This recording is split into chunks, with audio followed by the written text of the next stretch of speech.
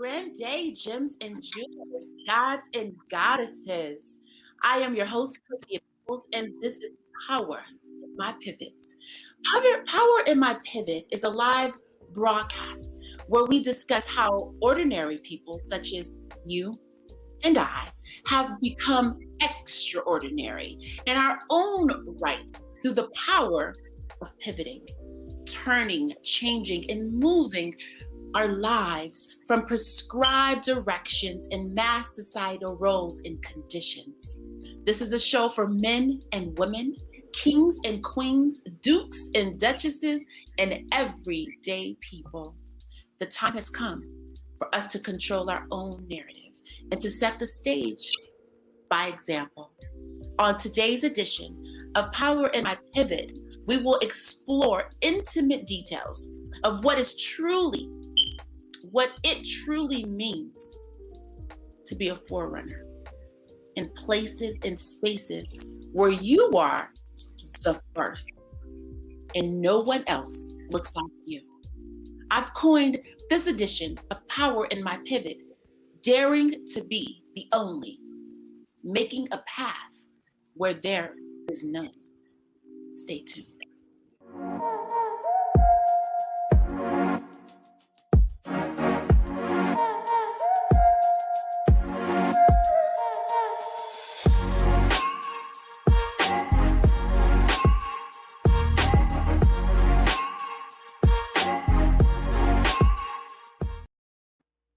Welcome back, gems and jewels. Welcome, welcome, welcome. Power in My Pivot is a discussion where we unpack details of our pivot, our transformation, whether our transformation was voluntarily, circumstantially, or out of sheer survival. It's a talk of our soul's journey. It's our evolution as humans. Welcome all to the room. This is an interparticipatory dialogue, so feel free to drop comments in the comment section, and we will definitely have the conversation. And at this time, please, if you have not already done so, like, share, and subscribe for this powerful edition of Power in My Pivot. And thank you for those who have already done so. Our special guest today is a really unique spirit of a woman. Her name is Miranda Thomas. Miranda is a native of San Francisco, California. She started classical piano lessons at the age of 5 years old. She grew up having a limitless love for science and all things that were Star Trek, which was the catalyst to Miranda pursuing her studies in chemistry at Howard University, and then a civil and environmental engineer at Stanford University. Miranda pivoted her career from engineering into a career of recruiting engineers. She has held the pleasure of building teams for many companies, such as Facebook, Instagram, Airbnb, and Coinbase. And just recently, she's joined the Lucid Motors first executive recruiter. Miranda is an avid snowboarder and often spends her winter months near the mountains in Lake Tahoe, California. I think it is fair to say that she is an official burner baby. She has been to Burning Man's 10 times, and she's looking forward to her 11th very soon. This wonderful spirit of a woman, she speaks Spanish, German, and Italian. Miranda credits her comfort in being unique and different to her endless supportive family, as well as growing up in a city with a long history of welcoming those who are different. San Francisco, California. Welcome to the room, our guest, Miranda Thomas. Hi, Miranda. Hi, how are you? I'm great. Thank you for having me. Yes, thank you so much for taking out time in your busy schedule. You know, I know it's been raining a lot on the West Coast, so you've been getting some fresh snowboarding snow, huh? Absolutely. When it rains there, it snows up here in Tahoe. So, yeah, it's been a lot of fun. Yes, yes. So this is interesting, right? So I just wonder, like reading your bio, you're so worldly, you have so many interests and you've penetrated spaces and places according to your bio that the typical person has not. Um, how much do you feel your exposure to being this girl and this girl of many worlds, and an expansive worldview to your family and to your growing up? Absolutely. I mean, I think about that a lot.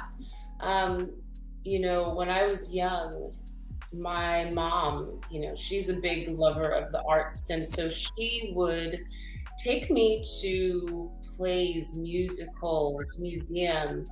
And realistically, I mean, these were all places in San Francisco a lot of times, but, we traveled a lot too. Um, we were often, one of the only, if not the only, Black family there. And there's a comfort level and a sense of uh, we had every right to be there. We should be there. It would be a shame if we weren't there. That feeling, my mom kind of just innately embodied. And so I have to say, what a blessing for me to grow up and have a role model in this woman that just transferred that sense of we're supposed to be here. There was no feeling of questioning why we were there. It was that we were taking our seat at the table, and rightfully so. Mm-hmm. Mm-hmm. That's interesting because I just recently watched a movie called Skin. And it's a movie about a South African young girl. Her parents were both white, but this white woman and white man had brown colored children, and they coined it to be like a gene, a distant gene that came up into their gene pool. Mm-hmm. And literally this white couple and this white couple, fully white, had a colored children. And so I'm telling this story because it lends to what you just said about having the feeling of being that you supposed to be there, that you deserve to be there. When they would take their children, when this child became of age and they would take her to school, they took her to school on the first day. They took her to an all-white school because to them she was white. Right? Her parents were both white, straight, legitimate, no adoption, no anything like that. Right? That may be the only school they thought knew to take her to. Of course, because they were white people. But when she walked in the school, there was this look, and in the movie, she asked her mom, "Why are they staring at me?" Mm-hmm. Like, to her, she was white as well. They reflected herself, right? Right? So she was like, "Why are they staring at me?" She just didn't get it, and her mom said, she blew it off and just settled her in for the day. Have you ever felt? Wait. First off, I just want to know, when did you always know that you were different? That your skin color were different, or was there one day that you said, "Wait, I'm a different color"? Had you ever had that experience of looking at the world where it was colorless and you discovered that actually there is color? That's a really good question.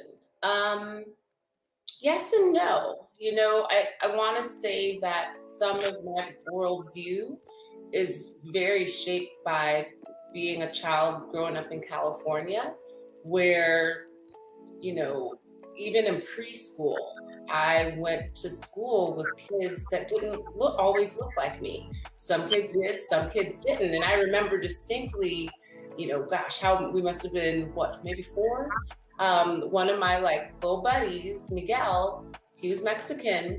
And I remember we used to play with each other's skin. You know, we would just like have fun touching each other's skin and like noticing the difference. I still remember that feeling, and that us sharing kind of this kind of cool, almost unspoken kind of joy and understanding of, ooh, we're different and we get to play together. Like that wasn't, you know, and it shows you kind of how what the mind of a child is in that situation. You know how the, you know, you say, you know, we're kind of born colorblind. And in that sense, I don't like to ever use the phrase colorblind. I think we need to see color. I think we have to see that. I don't think we need to negate it in order to get along. But I think if anything, we need to respect, honor, like just understand all of these different colors. That's what makes us beautiful. But that stare that you mentioned too, I've been in places, and you know, even as an early child, where you have to think to yourself, what does that stare mean, right? And it was only as I started to really kind of go outside of my kind of geographic comfort zones, even as like a teenager, that I started to have different perspectives on what the stare meant. For example, I grew up singing, and we had a chance, Shanghai is a sister city to San Francisco. And there was a big cultural exchange year, I want to say maybe in the 90s, mid 90s. We had a chance to go to Shanghai, learn some songs in Mandarin for this trip. And I remember we were just on a normal like metro bus trip, you know, going to go do some touristy things on our day off, and getting that stare from, you know, everybody on the bus. And you know, that was maybe one of the first times that I thought about it, and I was like, well, if I'm, you know, sitting in Shanghai and I'm Chinese, and see someone like me get on the bus, well, yeah, I guess I'd kind of maybe stare a little bit too. And then the question I had to ask myself is that stare bad? What does that stare mean? And that was the first. Make you feel, because you know, like we go through the world and we oftentimes intellectualize, and we're not in our feelings. Right. How does it make you feel? It made me definitely feel on the spot. It made me very aware of being different. But at the same time, I don't know, a part of me just kind of accepted it. Like, yeah, I am different, and that's okay. In fact, that's good. So I remember by the time I got off that bus, I was happy that all those people got to see me. You know, I was like, you're welcome. I'm happy I got to bring a little bit of that, this chocolate Africanness to the bus in Shanghai. You're very welcome. Hope I get to do it again. I remember you sharing a story with me about when you were in, I think it was not Cuba. You were somewhere where you shared a story about the kids had stolen something from you. Yes. And by you being Black, that part played a piece. Do you remember that story? I remember that incident. I don't remember that kind of that context of it in terms of it, me being Black necessarily. It was a little bit. It wasn't me being Black so much as I wasn't Mexican, and that I was probably obviously a tourist. So I don't think they expected that I, one, spoke Spanish, and that two, I was kind of on to their little street hustle as quickly as I was. So they learned very quickly. Didn't you end up getting back the thing that they stole from you? Oh, absolutely. Because of you having the knowledge of the street hustle and speaking the language, and they thought they were just kind of like, you know, fadangle, right? Yeah, and you know what? And this was one of those, you know, a lot of people talk about, well, you know, code switching or having this duality, right? You know, lots of different people have that experience, especially in America. But there was a moment where I got to play both sides of the coin because there was fortunately police in the area. So I got to play the, oh, help me, I'm an American tourist. I played that card. And then while the police were coming over, I said to the kids in Spanish, I said, look, you guys can walk away right now if you just give me my stuff back. I'll just walk away and nothing happened. And you know how quickly those kids gave me my stuff back? And by the time the police came, I said, oh, everything's fine. I don't know what happened. I didn't understand. Right. So it was nice to be able to live in two worlds for a minute. So I want to be clear about what this show is about, right? So this show is about Black people in particular, brown people across the world being in spaces that we typically don't penetrate, that we typically don't show up in, right? Mm-hmm. So you were chosen, Marinda, because you do have this extensive experience of being the only in so many levels of your life. College, going to Stanford and majoring in engineering as an engineer, master's, and also in spaces of snowboarding. You don't see, as Black people, there's a such thing that we say as Black folks don't do that. Oh yeah. Yeah, I occupy that space a lot. Yes, and you know what? I do too, because I like to go and swim in Lake Mead here in Las Vegas. Right. And a lot of Black people go, the water's clean up there? Yeah, and I'm like, yeah, the water's clean, right? So, Marinda, when were you made aware that the life that you lived was one narrative and not the narrative for the Black woman in America?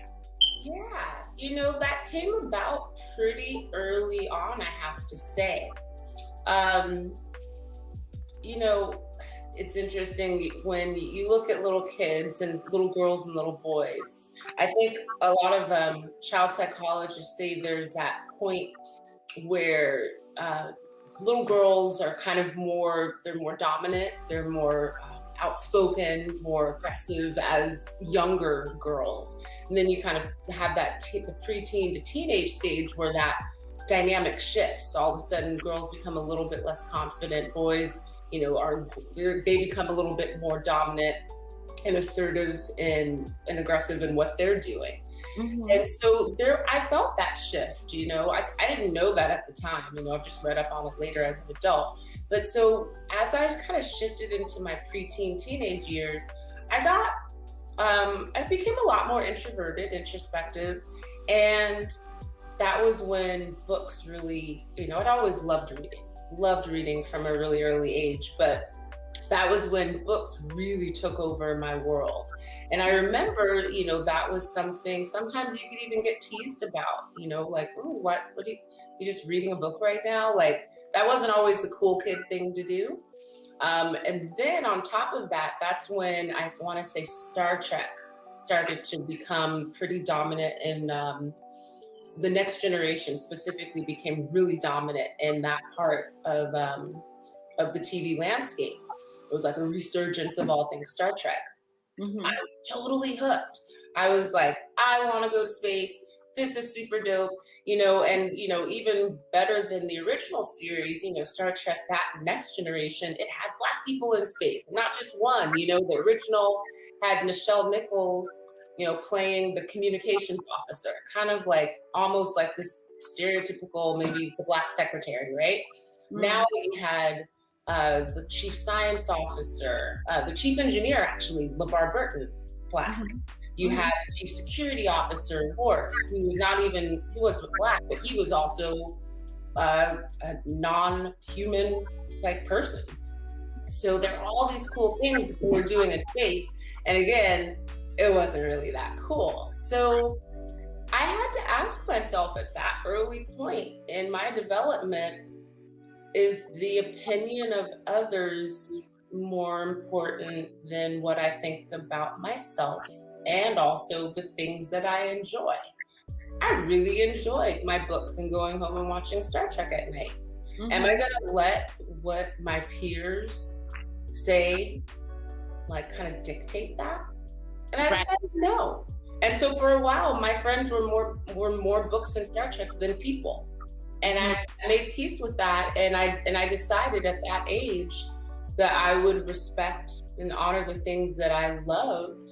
And hopefully other people would catch up. And eventually they did. Mhm. So again, um, having the exposure that you had, right? So we know that there's different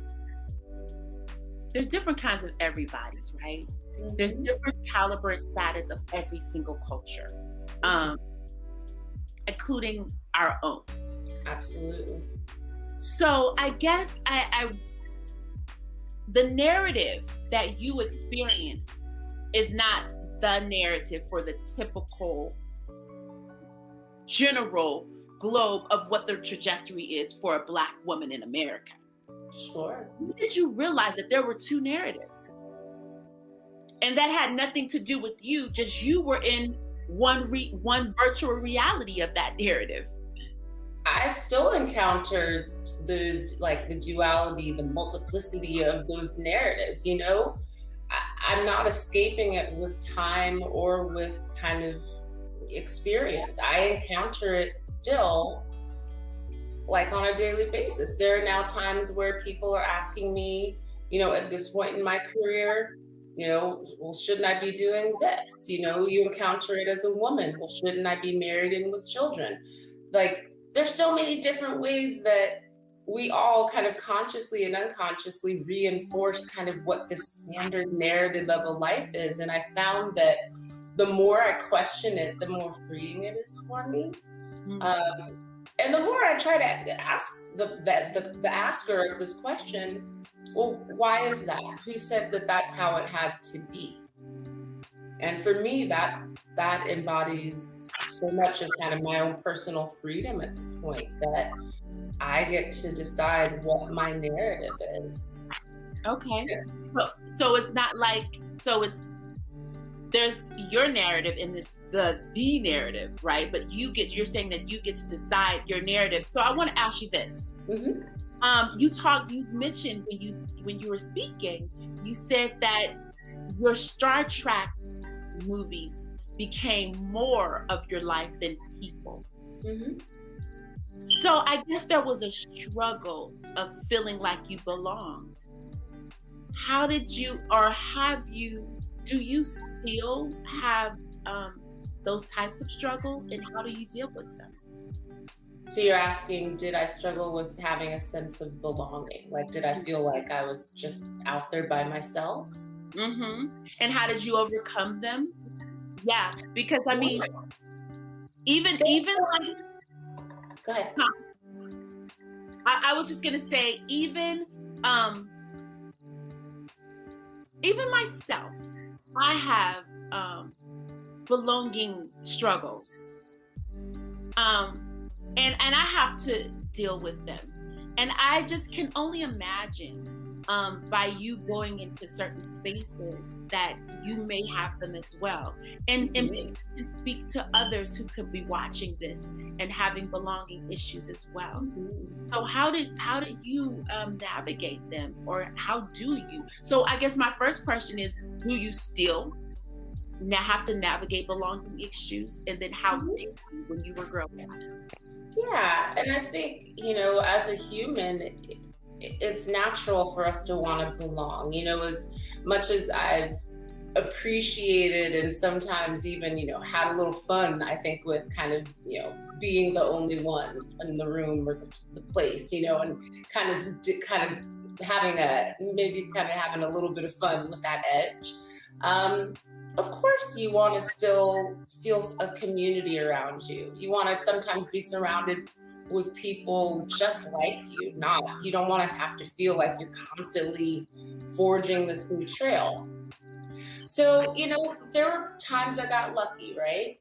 And I think It was, sometimes it was about just finding someone else, even if they didn't look like me, but they thought like me. That to me became a really big sense of belonging.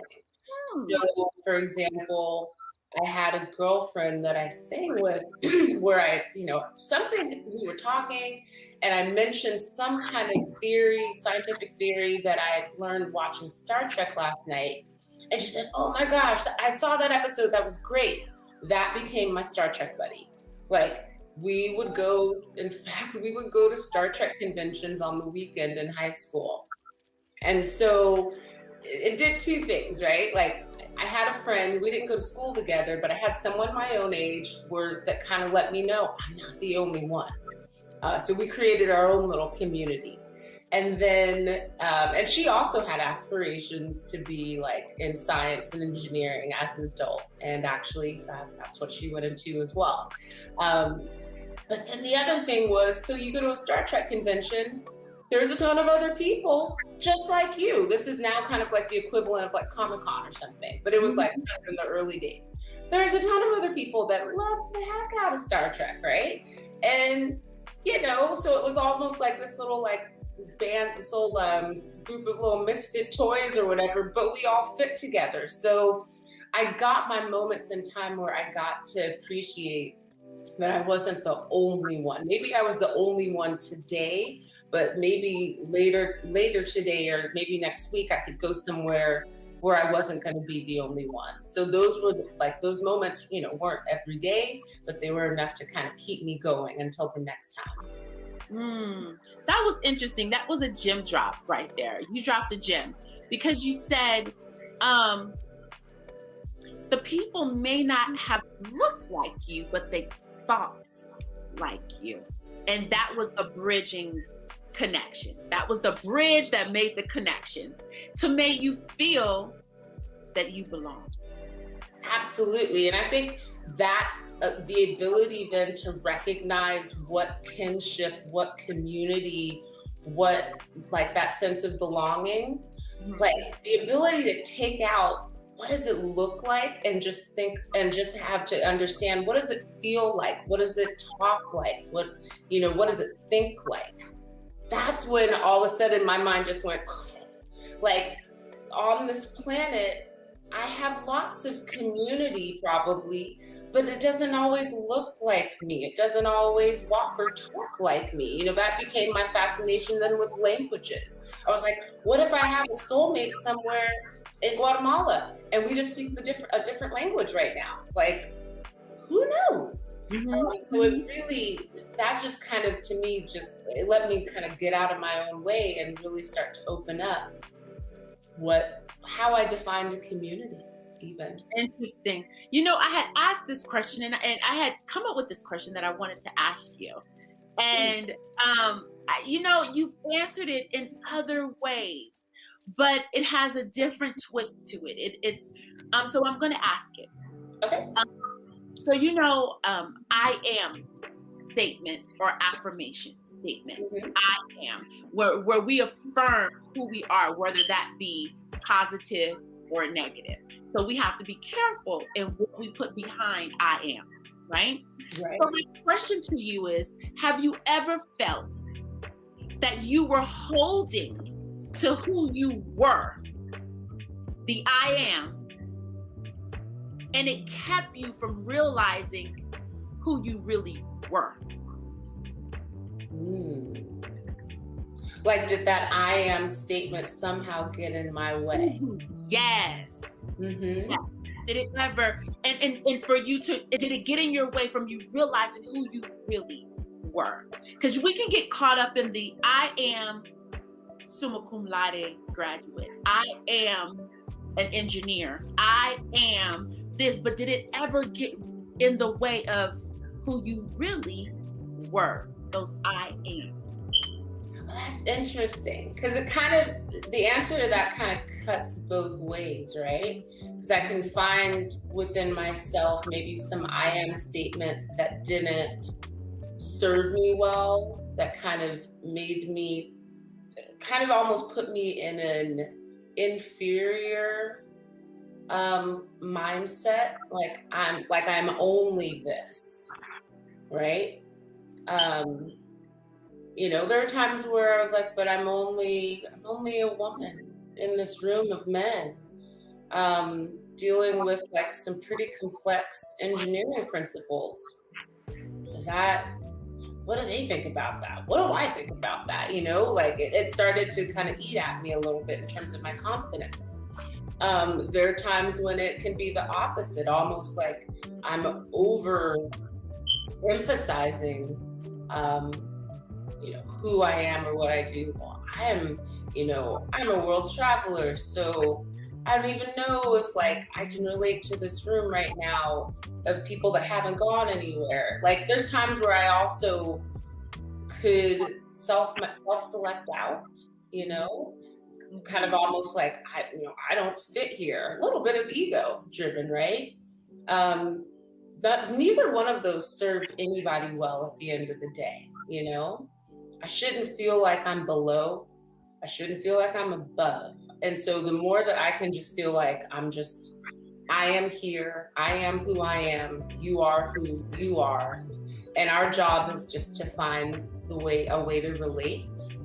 Um, that's what served me. That's what has given me now the ability to go into the field of recruiting and find that relationship with anybody. Because the minute you stop trying to level up or level down or trying to figure out who's at what level and just be, I think people get that. People feel that. There's some authenticity around it. And Yeah. you start trying to, yeah, you don't have to weigh everything out. Like, just you come as you are, and I'll allow you to come just as you are too. Yeah. Change is inevitable. Hmm. It's one of those things that either we flow with or we resist, right? We're like, I'm not going. Some folks feel that if you have to change, then there must be something wrong, Mm-hmm. right? Do you feel it's natural to resist change? When have you had to resist change? So the question is, do you feel it's natural to resist change? And when have you ever resisted change? I think as humans, we don't like change usually. But it depends on the change. Who's motivating that change? Who's pushing for that change? I think as a human, I like change that is positive, that is also coming from within me, right? Like if I'm saying, I really want to kind of like eat a little bit healthier and I'm excited about it, and I'm also the one kind of initiating it, I'm down for that change. So the changes that either come, at a point where you're still comfortable doing what you're doing, even if it's maybe not working that well. Um, yeah, that change isn't as fun. And then the other temptation is the change where it's outside of you, it's not motivated by you, and you're not really seeing how that really serves you well. Um, I've had to definitely just kind of stand ground on changes like that. Well, wait a minute, I shouldn't have to change this about myself. So I don't know if I answered your question. It just kind of made me think about all the different changes that there are. Yeah, I know that it was really broad. That was broad. But yeah, you did. You did answer my question. Thank you for giving that some thought. I appreciate that. Which lead me to my next question about just in your bio. You said wherever you go, there you are. Mm-hmm. You also said good people can be found wherever you look for them. Mm-hmm. So I guess that I want to ask you, what does your self-talk sounds like? Yeah. Right? It sounds like that, for sure. Because I love to move around kind of geographically, but also just in terms of, I like to poke around in different communities and different spaces. Um, One thing that I had to learn to be careful about earlier in time is like kind of as more of like a young adult. I loved that I had the ability to kind of like blend or kind of morph a little bit, to be kind of a chameleon. I learned really quickly how to kind of like, just kind of get in where I needed to say what I needed to say. And that served me really well. But it also, I had to be careful. And someone pointed this out to me and said, you got to be careful that a chameleon, that you don't forget who you are. You're a chameleon. She's like, you still have to remember who you are. You're not any of those other things that you're taking on. You're you. And so, it was kind of a little bit of a riddle the way she said it, but it still made me recognize that I still needed and owed it to myself to still be myself. And kind of the equal and opposite side of that is, at the end of the day, you kind of don't. You think maybe you kind of change your stripes a little bit, but at the end of the day, you're still you. And sometimes you can put on kind of a different coat for a little while, but it's still you underneath there. And it's in kind of moving in all of these different places and communities that I now am more comfortable accepting, like, it's still me. Regardless of what context you see me in, it's still me. And people sometimes will question, well, but you do this and you do that. That's all still me. It really just is. That's me. And I Mhm. get comfortable with that. So there's two ends of your spectrum, right? So there is all this awesome stuff that you do and who you are, and where we are not in those spaces a lot of times, right? So, and at that level of doing the things that you do, we're not in those spaces many times. I get a feeling that you have become comfortable. It's become almost second nature for you to be in those spaces. Would that be fair to say? Yeah, it's something, I guess I almost enjoy it. I mean, I seek it out sometimes, probably, right? Interesting. So then I want to ask you about the opposite end of the coin. Hmm. Um, what's your self-talk when you are amongst your own people? Hmm. When you're in a space of nothing but your own kind. Hmm. Where are you? What's your self-talk in those spaces? And how do you connect? What's interesting, and I love the way that you phrased it, is if you could have had a picture into my mind of what it looked like, the room of people of my own kind, I think that's part of the answer right there. Because I do definitely, I have different ideas of what my own kind are now. So, and then that, and so I don't have just one answer for that anymore, which I love. Which I love that I don't just think I am one kind. I don't think anybody is just one kind of anything, right? But I'll give you kind of a earlier example of that. So growing up in California, super diverse, that's kind of what I'm used to.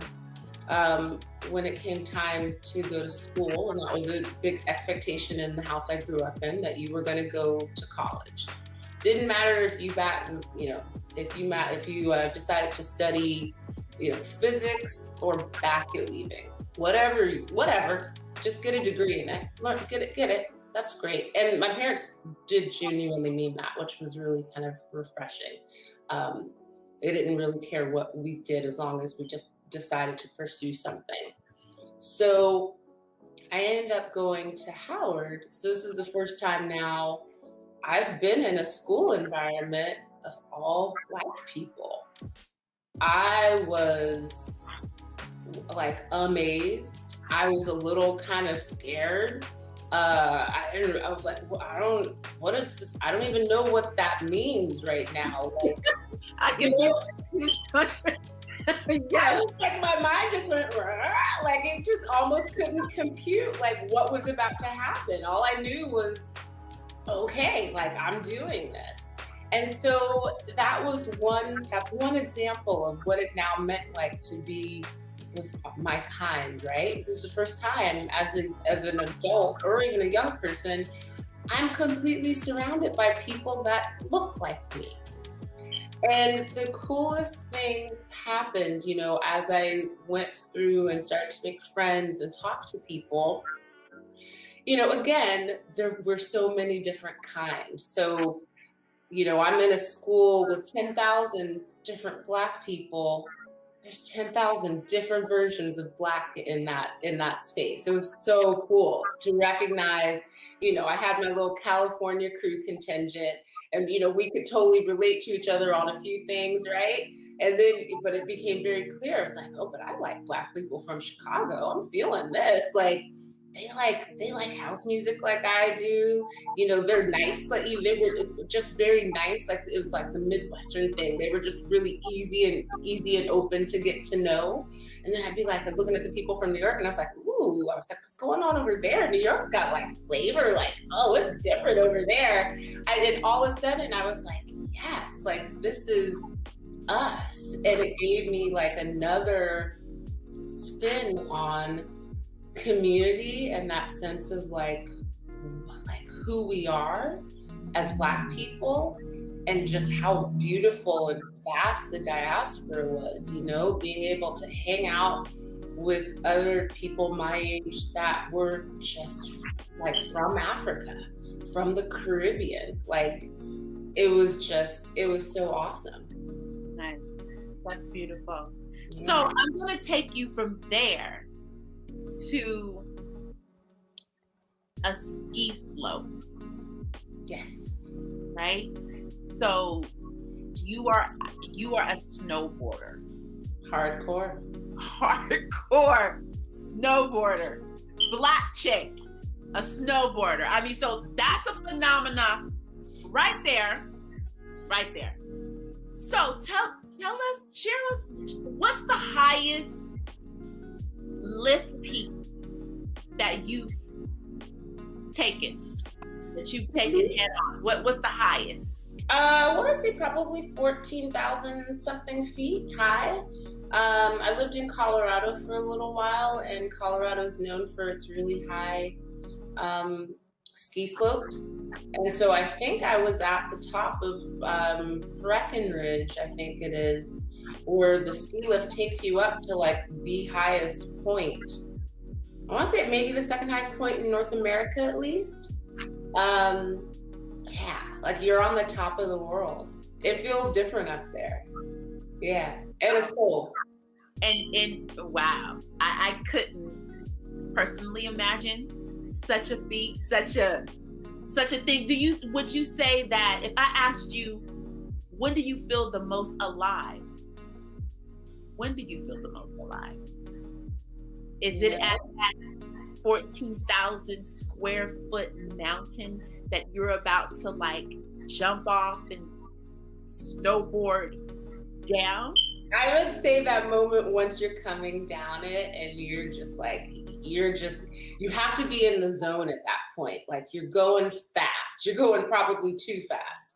You have to be completely in the groove with your body positioning, where you are in relationship to the mountain, the snow, how firm it is, how soft it is. Like you just need to be, your senses need to be working on every single possible like inch that they can. And so, yeah, that is one time that I feel very alive. But I can feel that same moment looking at the ocean, sitting still on a beach. My senses, again, feel every little inch of what's happening around me. But yeah, coming down a mountain fast does make you feel pretty alive. It's pretty fun. I bet. So we brought up in your bio that you are a burner.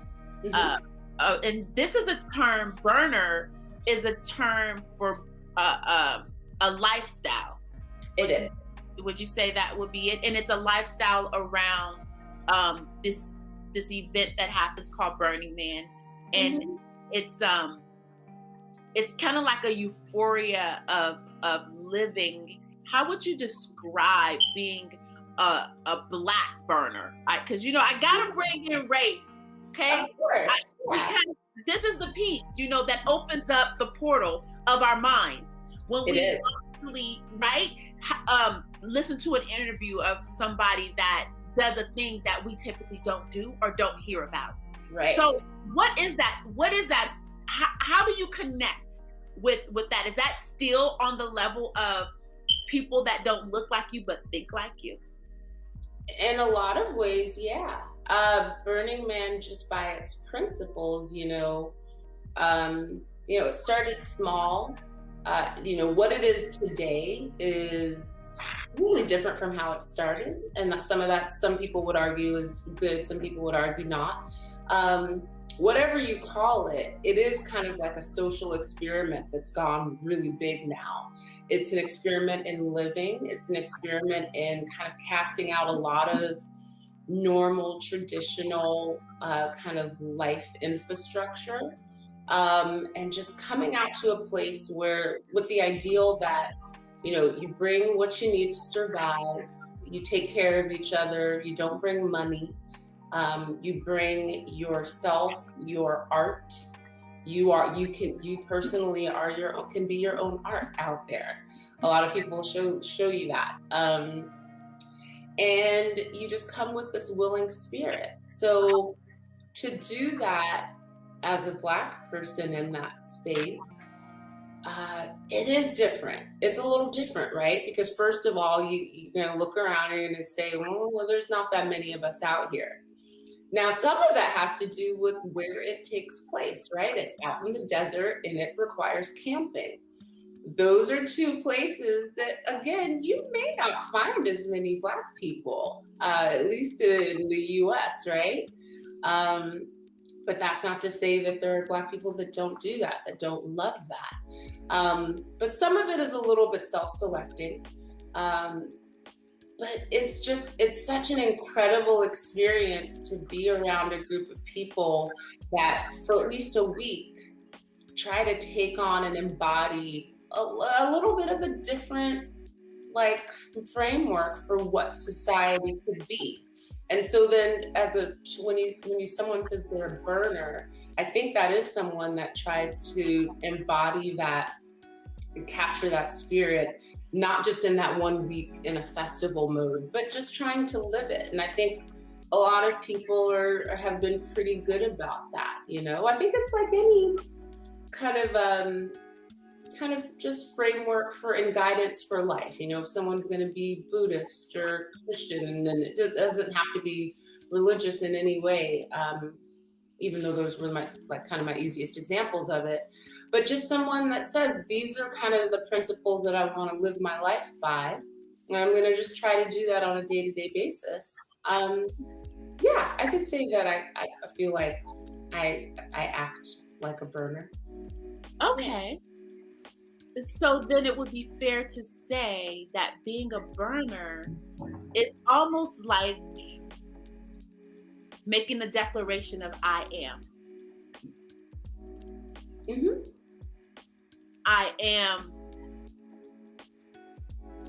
living life on XYZ terms.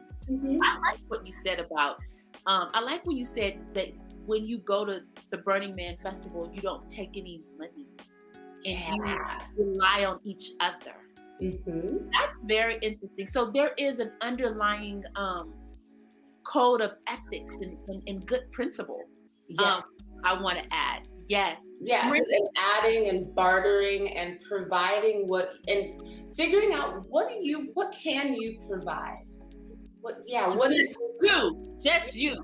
Without your car, without your money, without your education, or maybe it could be education. I mean, it could be any and all of these things, but what is your currency? It asks you to kind of define what is your currency? If money were off the table, what do you bring?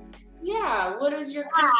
contribution? And it makes you ask yourself, what do I bring? And it doesn't have to be big. It doesn't have, there shouldn't be a judgment around what that is, as long as you bring, it's like a potluck.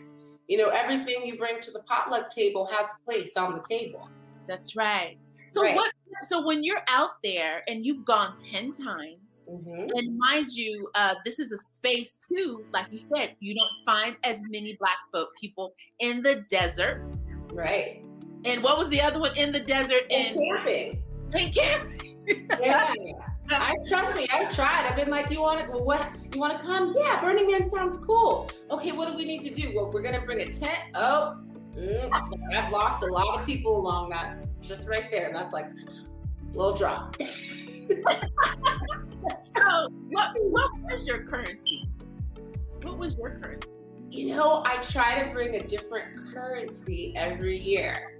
A lot of it has to do with there's camps. There are like kind of small little infrastructures that you get a chance to, you can come out there with another group of people and maybe have a group currency. So I've tended towards building currency with a group, for example. It tends to be kind of service oriented because that's just how I tend to work as a person. So I decided, well, that's me. So why should I be any different out there? I still want to do a service. So a lot of times that's involved food, not surprisingly, because I love to cook.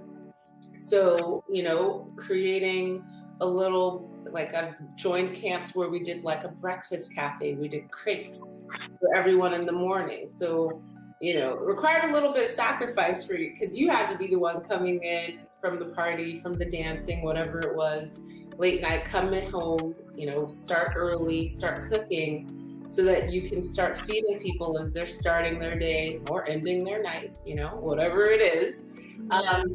And so, yeah, like I found it in service. I also loved music camps where we provided either live or, you know, DJ electronic music. And that takes a lot of infrastructure and planning too. So those are usually how I contributed. So that's really interesting. That's really interesting. Miranda, when we're running short on time, so I'm going to have to push us through. I wish this was longer, but this is so good. When do you feel least alive? When do I feel least alive? Ooh, that's a good question. I thrive on connection. So when I feel least alive, it's almost like I'm disconnected. When I haven't found a sense of community, when I haven't been able to feel like I'm resonating with either anyone around me or just my environment. A lot of times that my connection isn't predicated on a person, a person-to-person connection, but even just feeling connected and grounded in my environment, feeling like I am supposed to be right here, right now. Yeah. So when that feels off, that's not a good feeling for me. In 2 to 3 words, what would you say to a young girl who has a dream of becoming me? 2 to 3 words.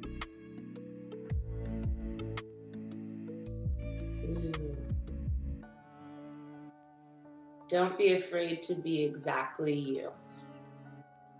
In 2 to 3 words, what would you say to a young Black girl who has a vision of becoming? Trust yourself. That's beautiful.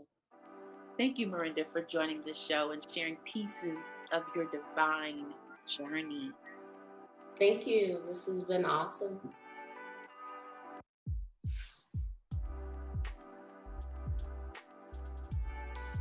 Backstage, and I want to say goodbye before you go. Thank you so much. This has been so rich. Keep blazing up those trails, sliding down those mountains, and keep serving the people you love and going outside of your boxes. Thank you so much for joining us. Thank you. Wow, wow, wow. How rich, how rich, how rich, how rich. You know,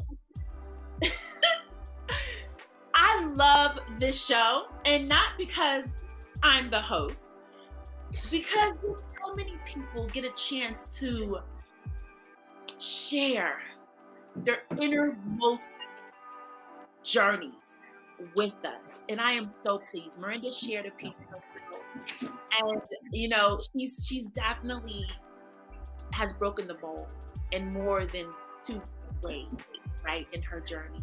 So that was just so rich. You can't make this stuff up. You just can't make it up. These are real people having real lives, baby, and pivoting. Yes. So the health tip this week, we don't only speak about a problem, we also render a solution. So this week's health tip is be open to a new thought of who you are, because change is on the other side of I am. I'm going to say that again. The health tip this week is be open to a new thought of who you are, because change is on the other side of I am. What inspired me for this edition of Power in My Pivot was a conversation that I had with being different. And to be transparent about the whole thing, it was a conversation about being different as a Black person and living outside of what most call non-Black activities, which in my opinion is a limiting belief. If you think this is an activity that is for Black people or not for Black people, right? I challenge each of us to reach for the courage and to stand on worthiness, and to know that we are capable and we matter in our pursuit to move our prescribed picturing. Let's picture another picture. As Miranda so eloquently shared with us, her journey of picturing another picture, even though some of her journey she was born into, right? But as she's grown, she's able to see her picturing and choose another picturing as she shared with us. Power in My Pivot is a live broadcast that happens every single Saturday at 11 a.m. Pacific Standard Time, 1 p.m. Central, and 2 p.m. Eastern. Kings and queens, let's pivot from basic to bona fide. And always remember that nobody is better than you, and you're no better than nobody. Said to me by a wise man. In the meantime, and until next week, remember that there is power in your pivot.